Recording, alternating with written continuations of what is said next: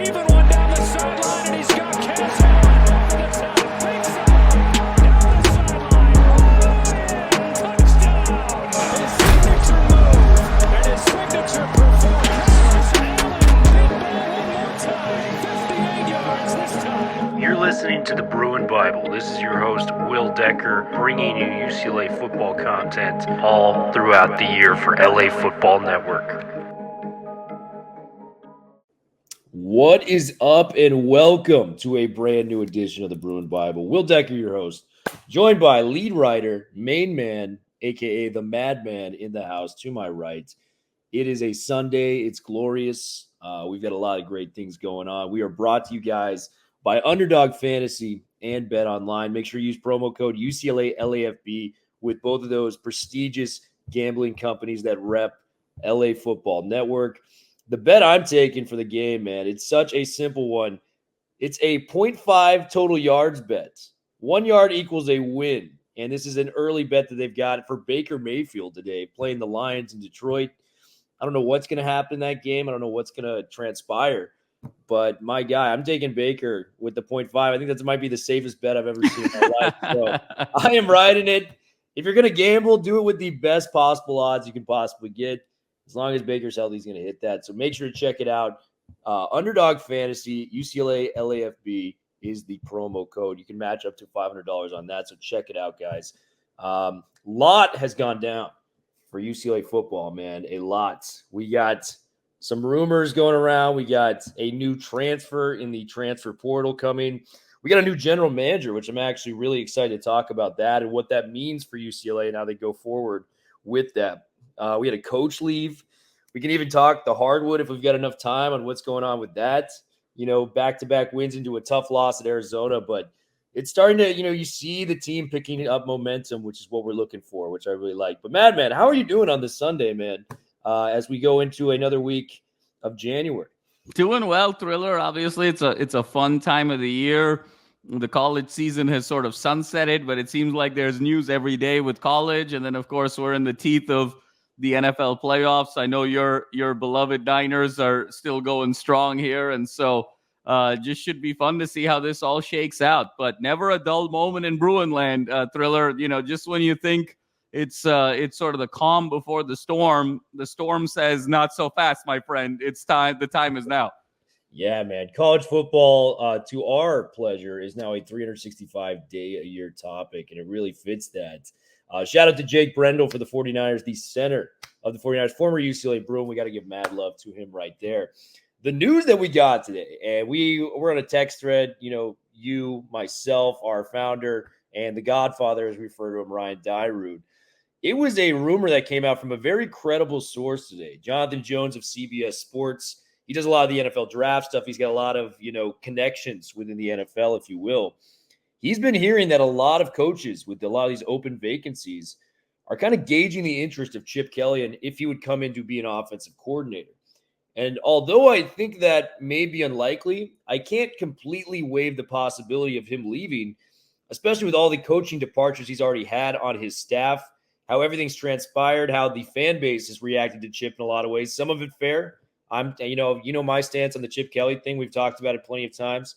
But give me your take on these reports coming out, as you wrote a fantastic article on LA Football Network today, man, on what Chip going to the NFL, how likely is it? Where do you think he would go if he were to get hired? And what are the overall odds of this happening, Madman? Yeah, Thriller. No, it's certainly an interesting topic here. And at first glance, there's sort of is it likely? Is it not likely? And the first instinct is to say, this really isn't very likely for a couple of reasons. One is Chip is 60, so the age isn't quite in his favor at this point as the league is getting younger and younger in terms of head coaches and teams with the willingness to kind of hire guys in their mid to late 30s, early to mid 40s and what have you. Second, obviously, since Chip has revolutionized college football more than a decade ago now at Oregon, 46-7, the blur offense, he's been 63-69 as a head coach when you factor in the Eagles, the 49ers, and the Bruins of UCLA. And then third, obviously the critique of Chip in terms of being sort of relationship centric, whether it comes to media, whether it comes to recruiting, whether it comes to fundraising.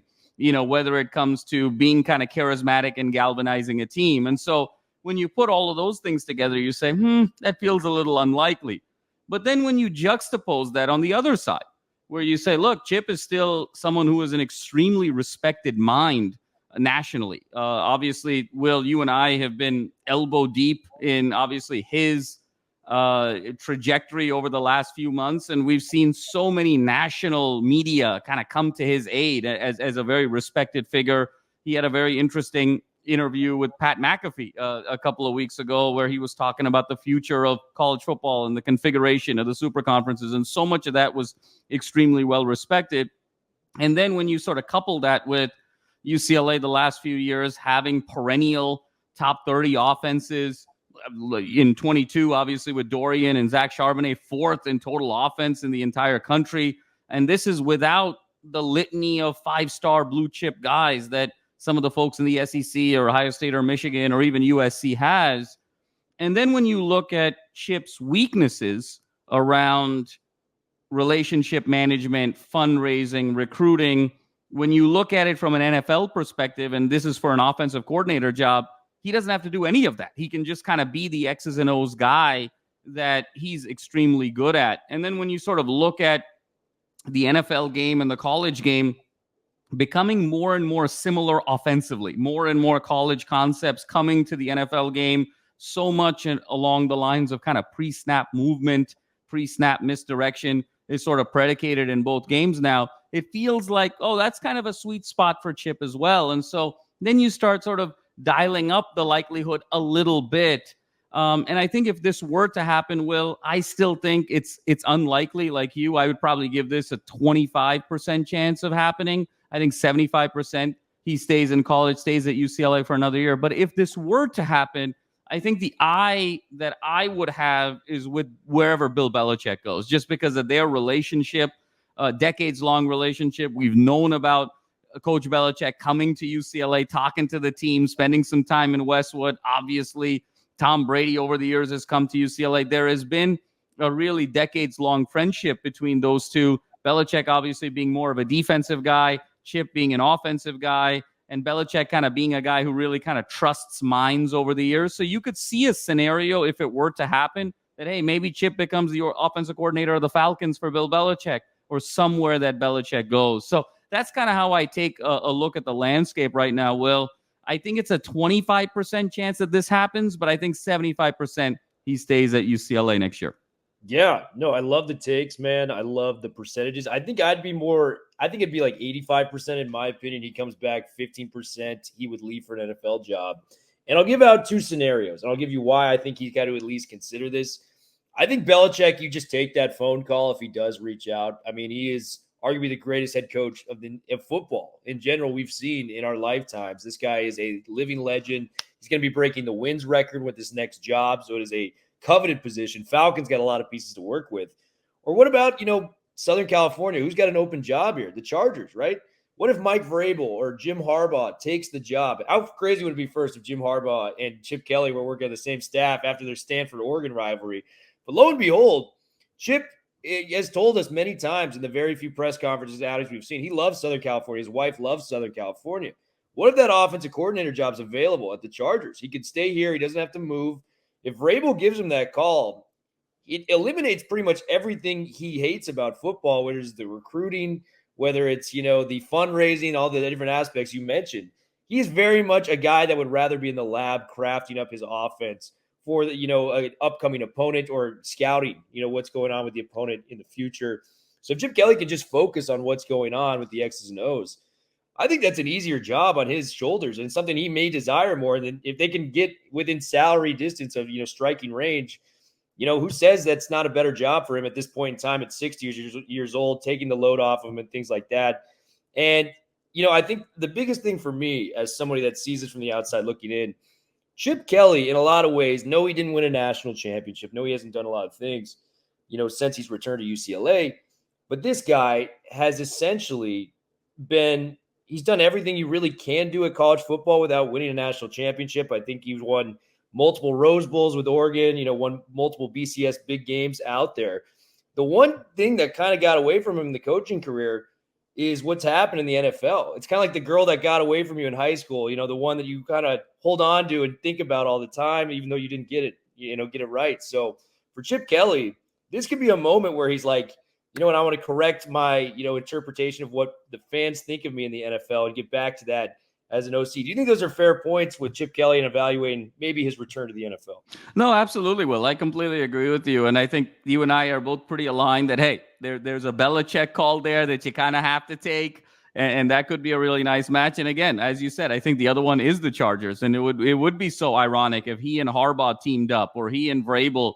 Now, obviously, the Chargers have Kellen Moore as offensive coordinator. I know he's getting some looks in terms of offensive coordinator for the Bears, offensive coordinator for some other roles. And I know the Chargers have actually declined allowing other teams to interview Kellen Moore. So it'll be interesting to see how the Chargers' new head coaching hire impacts their position on Kellen Moore right now, which seems to be very strong. But having said that, if there is an opening with the Chargers, you don't have to move. You're right there. And there's an opportunity to kind of jump into the NFL. I mean, it's much in the same way, Will, kind of the Jim Harbaugh story, right? He's sort of succeeded very much in college, obviously the pinnacle of the sport at this point with the national championship at Michigan, but it's always been his dream to be able to go back to the NFL, join the likes of Jimmy Johnson and Barry Switzer and Pete Carroll, to be able to win a national championship as well as a Super Bowl as a head coach. And I think for Chip, while it's not necessarily winning a championship in either sport, but I think for Chip, it would be incredibly satisfying if he were to say over the course of his career that he revolutionized college football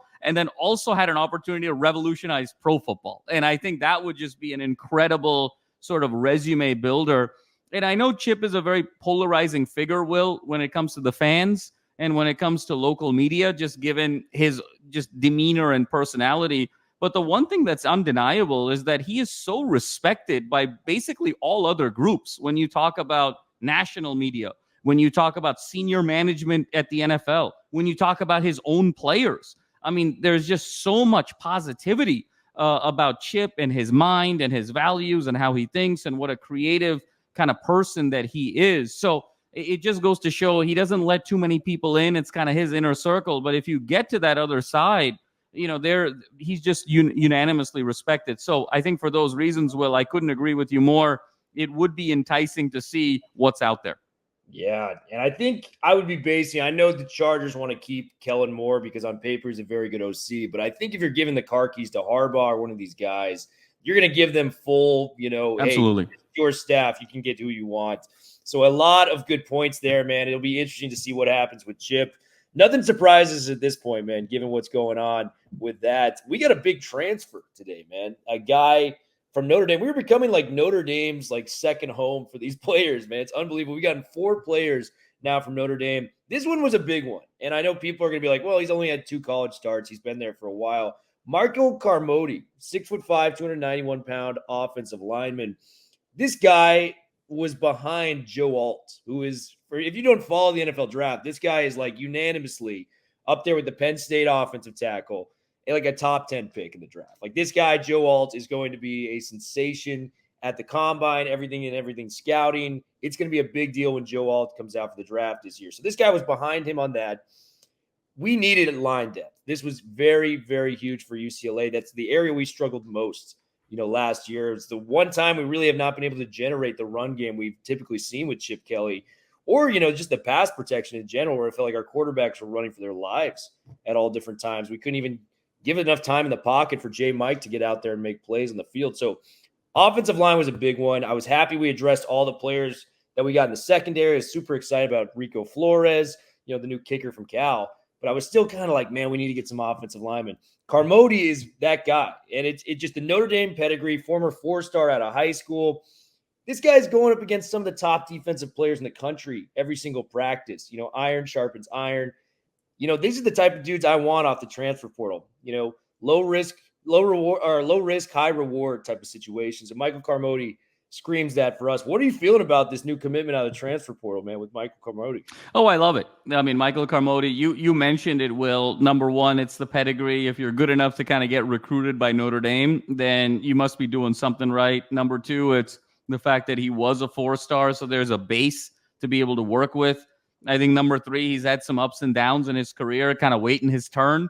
And so that's going to make him even more hungry to come in and contribute and be professional and be very disciplined and serious right away. And it addresses the ultimate position of need.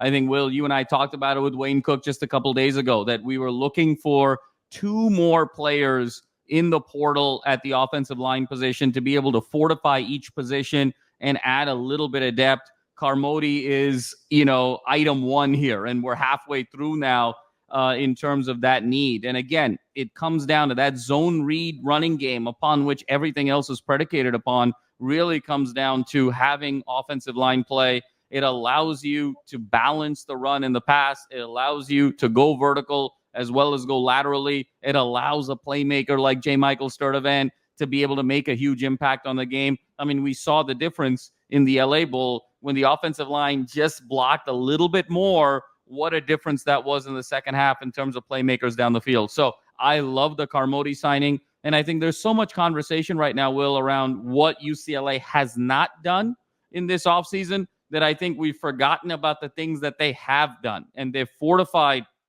the secondary. They've brought in help at the edge with the likes of Etienne Pong. They've now brought in offensive line fortification with the likes of Carmody.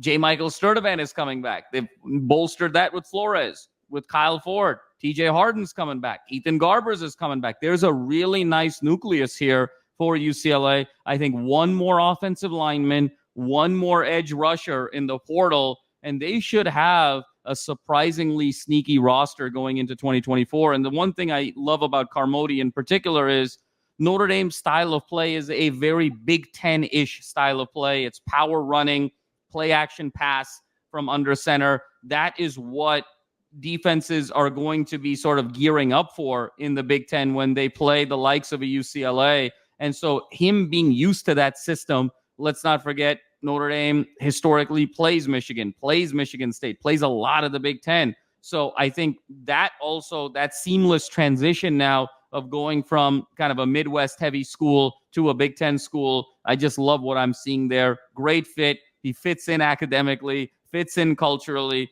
Really, I think another home run signing by this staff over the course of the offseason. Yeah, we still have an outstanding boom. So we got another boom on the way. I'm hoping that's another offensive lineman to add to Absolutely. it. And I was going to allude to this point later in some different pods, but I'm excited to be talking with you on this. Edge rusher, I agree. I always want to add talent there, but a part of me is just excited to see the young guns and Grant Buckey and Collin Champion kind of take the reins. Like, yes. These guys are going to need to get reps, going to need to get out there and kind of start. I think these guys have very high ceilings as edge rushers, given their pedigree, given their recruiting profiles and what they brought to the table. I think there's a lot to be just really, really excited about when it comes down. No, absolutely. Will, there's some tremendous athleticism. Both these guys have a huge motor. They've got a ton kind of vertically, horizontally, explosive feet. They're really good with their hands. They're raw. But I think that there's so much upside there. And then when you talk about sort of supplementing that in the front seven, we're talking about Medrano's coming back, and Oladejo is there at the linebacker position. And then John Vaughn's in this sort of hybrid role. There's a lot to like. I know Tuikolovatu is a once in a 10-year kind of player for UCLA. And obviously the Murphy twins were his partners in crime. So much to replace there. But the cupboard is not exactly bare. And I think that has sort of proven itself. And now with the system in place, with the coaching staff and the continuity that's taking place here, I think UCLA is going to be sneaky good in terms of really biting some opponents that will underestimate them in 24. I'm actually very excited about where this roster is shaping. I actually think the defense, and we have a murderer's row of a schedule. We know that, we're going to Penn State. We're going to LSU. We're playing, the big names within the Big Ten next season. But this defense, and I know we lost the Murphy twins a lot, so you can't really replace those guys.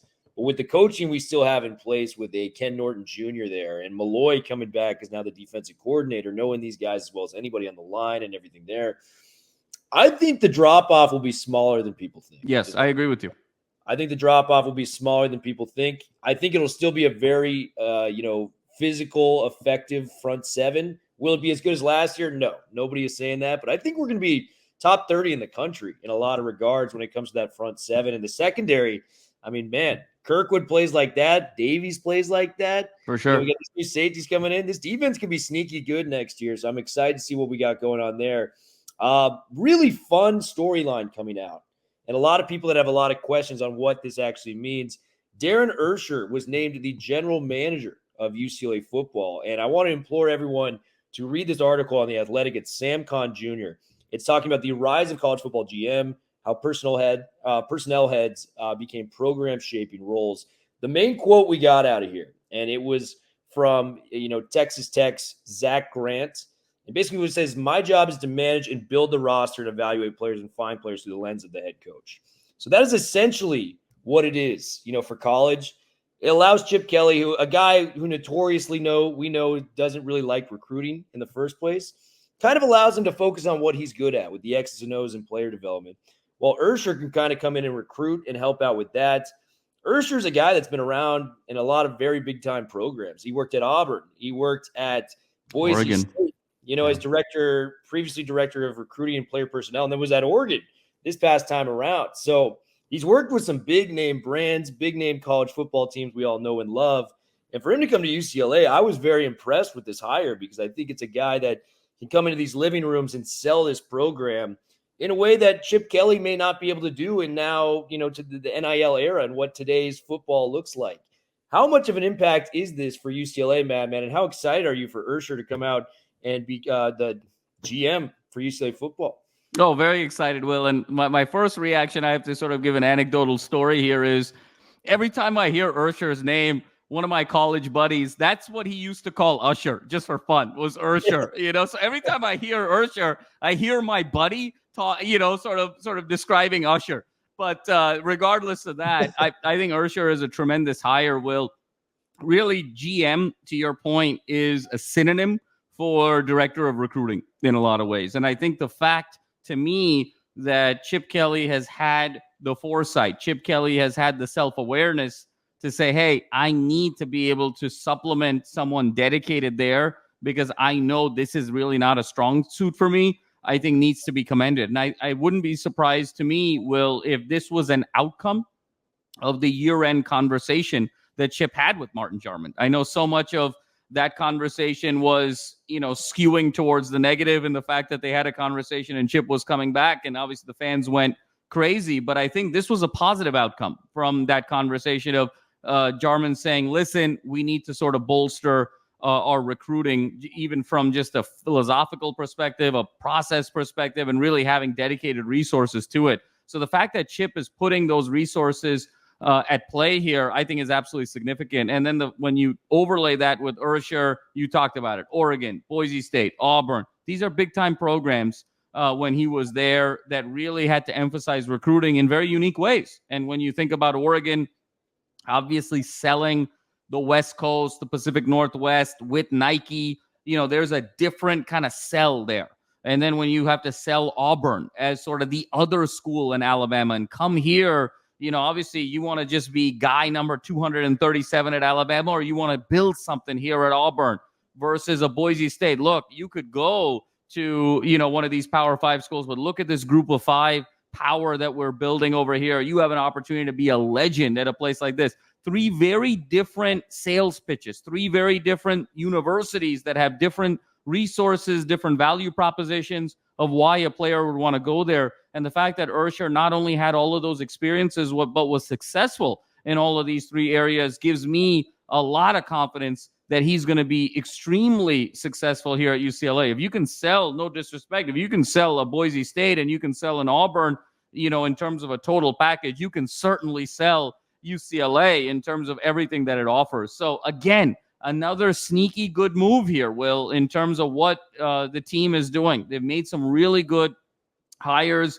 I think setting up Malloy as defensive coordinator, bringing in the players that they have. Now Ursher in this general manager, director of recruiting role, really identifying where the gaps are and filling those needs. This has been a really quietly effective offseason that I don't think is getting the attention that it deserves. Very excited to see where this goes now over the course of the spring and heading into the 24 season.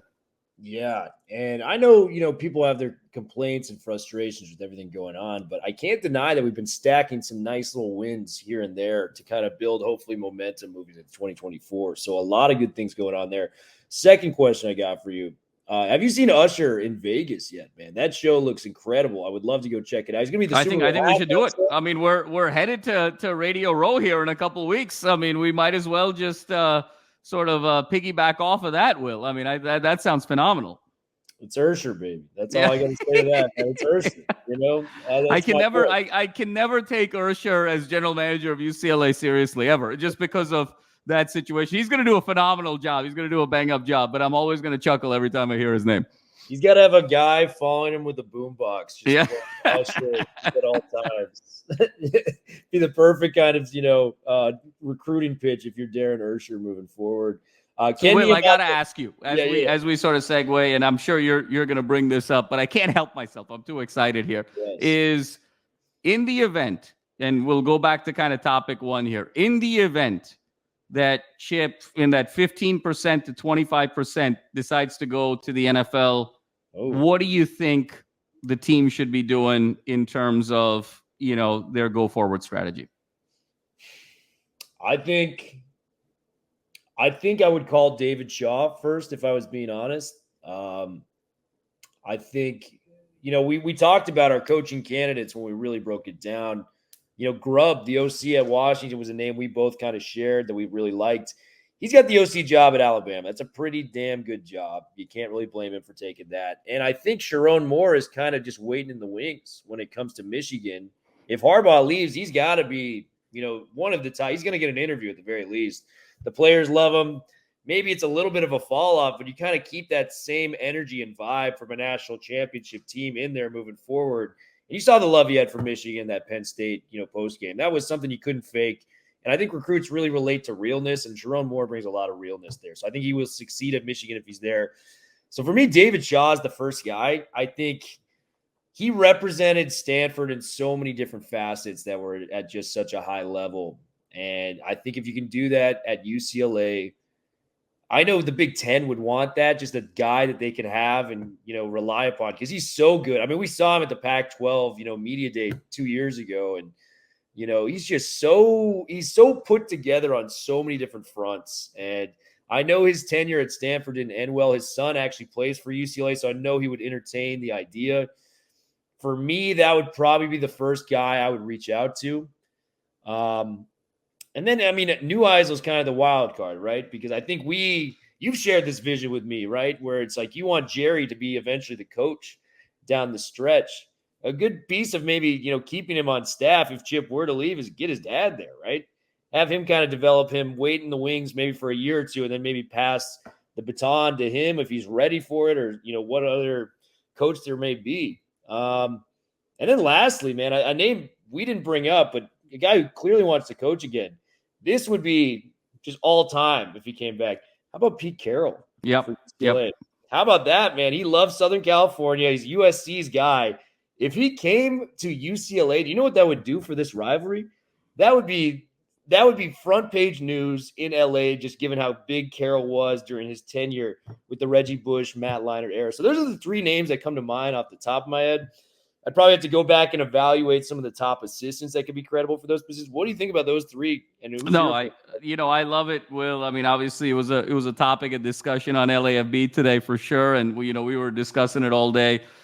I love the Shaw pick, because of just who David Shaw is. Obviously his son is playing at UCLA. I had an opportunity to kind of sit near David Shaw at the LA Bowl. And just how much pride he had when his son came up to him after the game. Big hug, big family moment. I mean, he loves being a UCLA parent. And I know he's been getting interviews in the NFL with various franchises. I believe the Falcons, the Titans, different folks have been interviewing him, even the Chargers, I believe. So, Shaw just understanding how to navigate an academic powerhouse. I mean, there's no greater academic powerhouse than Stanford. And the fact that he was able to take the reins from Jim Harbaugh. Harbaugh was the visionary there, no question about it.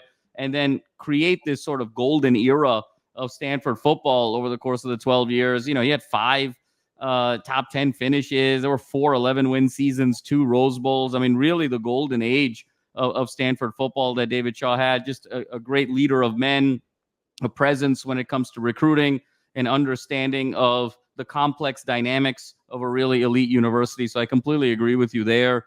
Ken Niumatalolo would have been phenomenal, Will.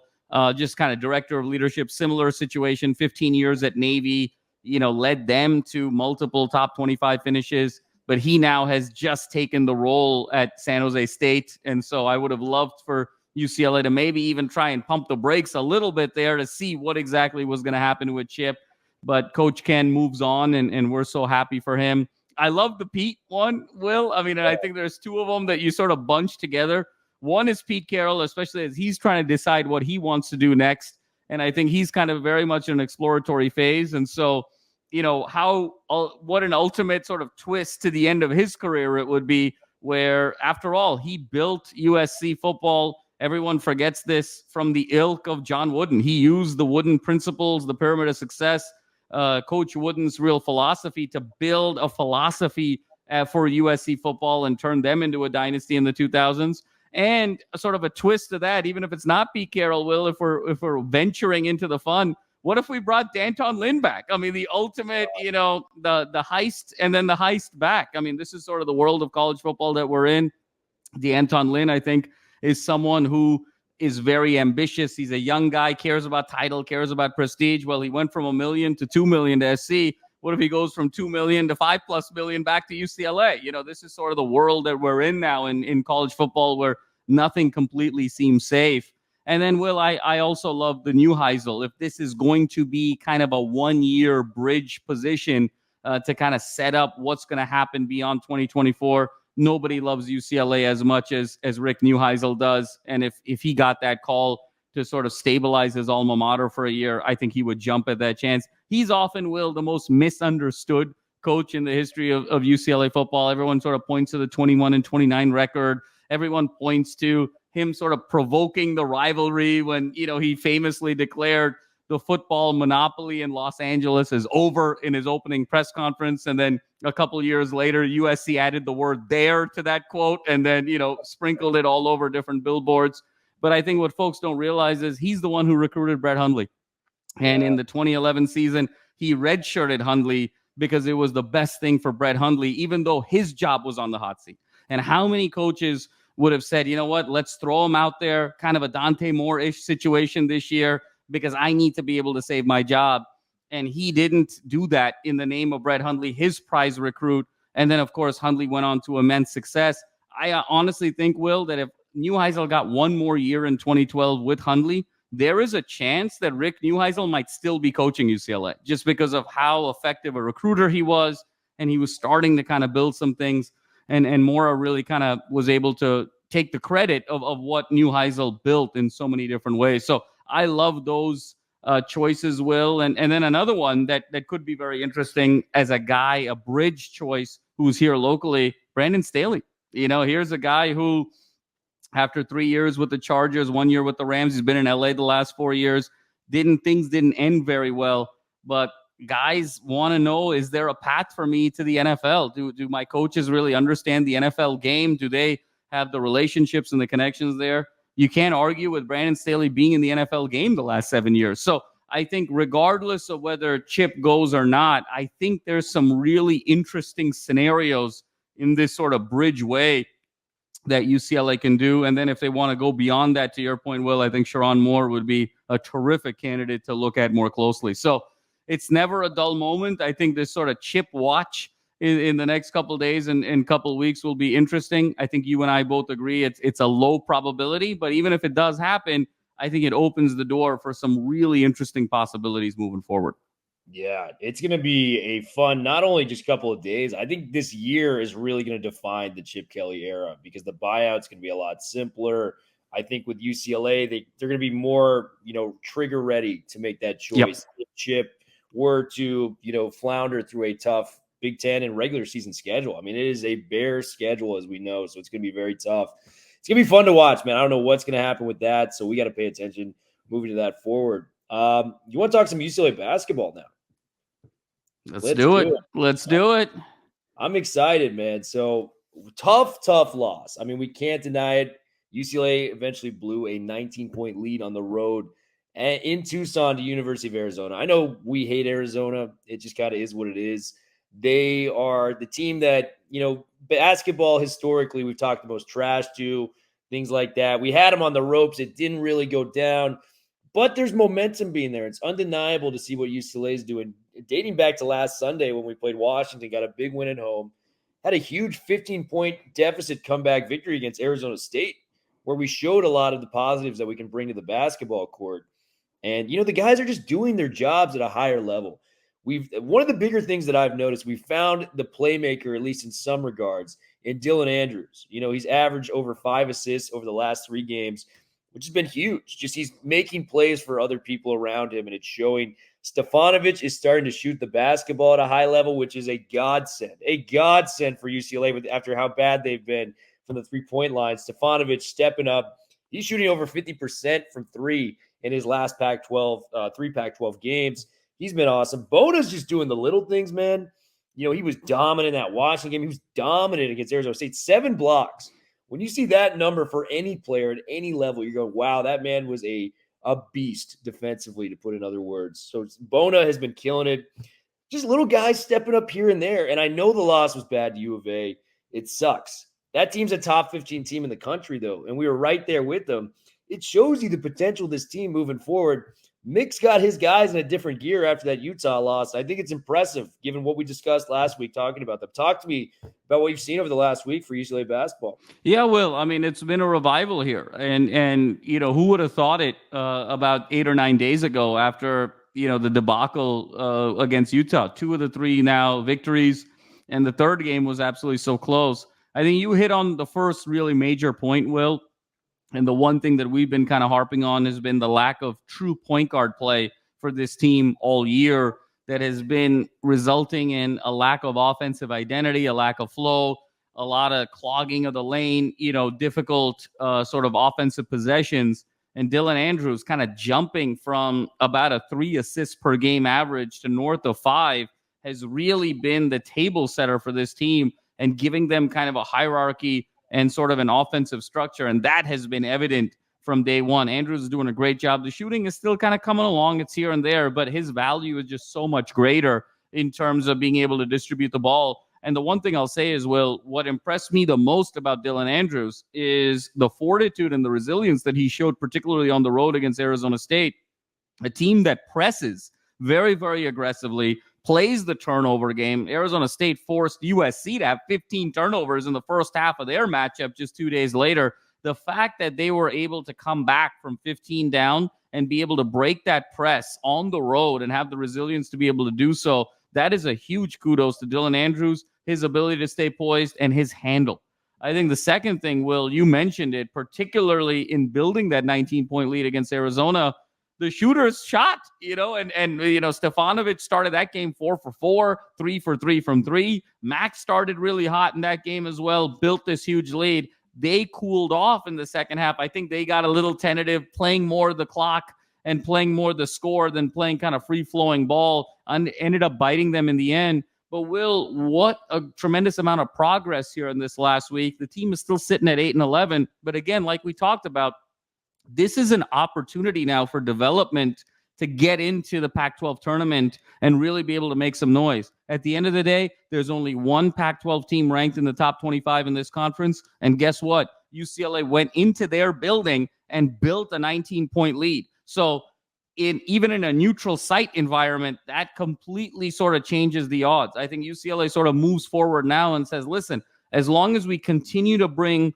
our hard hats defensively, anchored by Bona and his ability to clog the lane, rebound, be an intimidator, and not pick up those cheap fouls. That's another thing that we've seen over the last couple of games. Bona has resisted that temptation to get that cheap reach foul out of the way, or just, a foul where, hey, sometimes you got to be able to concede the 2 points to be able to stay on the floor. Sometimes you have to lose the battle to be able to win the war. Those were some things that Bona was really struggling with, being hyper-aggressive on every contest, on every sort of one-on-one situation. He has sort of become much more intelligent and mindful about when he's going to get super aggressive and when he's just going to play kind of straight up defense. And that anchor has really played volumes for UCLA moving forward. So as long as they bring their hard hat defensively, they have sort of an offensive identity with Andrews running the point, and they can just have the confidence to hit some open shots. This is a team that can beat anybody in the Pac-12 and still have an opportunity to get that automatic bid from a Pac-12 perspective. So excited to see Mick kind of inspire these guys. We wondered a little bit, Will, where this team was going to go after that Utah game, especially after Mick's kind of hard charging, get after it personality. You wondered if he had kind of maybe even broken these guys' confidence and lost them for the season, but it sounds like it's turned the other way. They're starting to build confidence, and all indications are, Will, that Mick is also sort of balancing his aggression like we talked about, where he's still super intense, but he's starting to build these guys up through some positive reinforcement. And so kudos to Mick Cronin for changing his style given this team. If they had played this way since the beginning of the season, Will, this team would be far above 500, and really we'd be having a different conversation here. But with 6 weeks left in the season, there's still time to build that momentum for that conference tournament and be able to make some serious noise in March. Yeah, and there's still areas where I think they could be better at it in so many different regards, like we talked about, man. I think Burke was a guy we really delved into on the first podcast. Shoot the ball more, buddy. Like the last 2 games, he is 3 of 4 from the field, 2 of which are 3-point baskets. This guy needs to shoot more. I know he's new to not only UCLA, but the country as a whole, and he's learning a lot of different things. But he's got to get the quick trigger going on the offensive end, man. I want to see more shots from you, Burke, because I see the potential in you. I see you can be great. Vide, can we get more minutes of Vide? I think everyone in UCLA is pretty much has that unanimous opinion of get Vide on the floor more and see what he's done. 6 points in 5 minutes against Arizona this past weekend. So he really made a spark as kind of that 6th man for UCLA in a limited amount of minutes. Brandon Williams has been very good too recently. That Washington game, he really stepped up. Arizona State, he was making plays left and right. So there's little guys that were you just see the raise in play, and it just makes so much of a difference when people are doing their jobs and doing it very effectively as well. So a lot to talk about with UCLA basketball moving forward.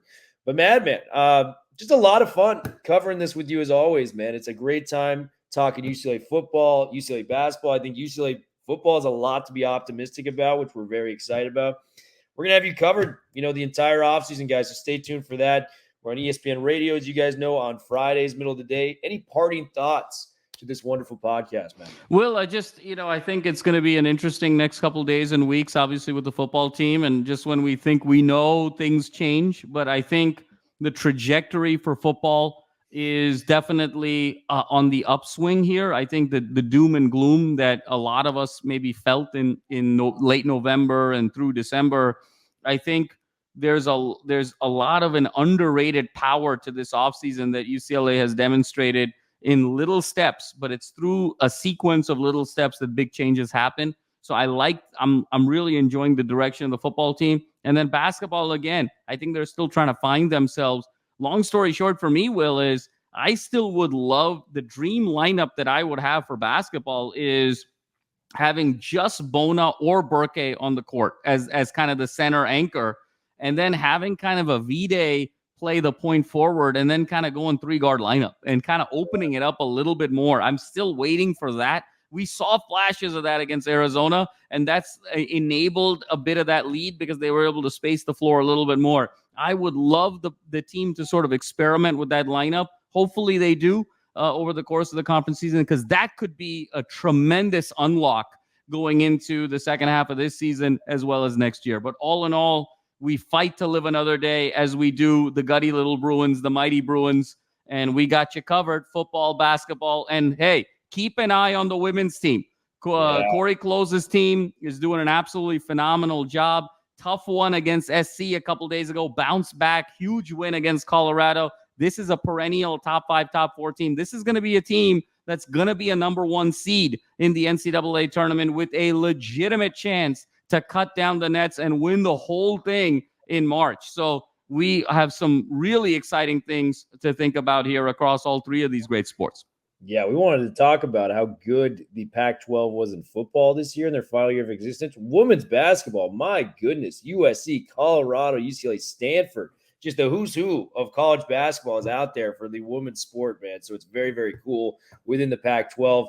Madman, great doing it with you as always. We're going to be back later this week, guys. Make sure to stay tuned. Bruin Bible, we are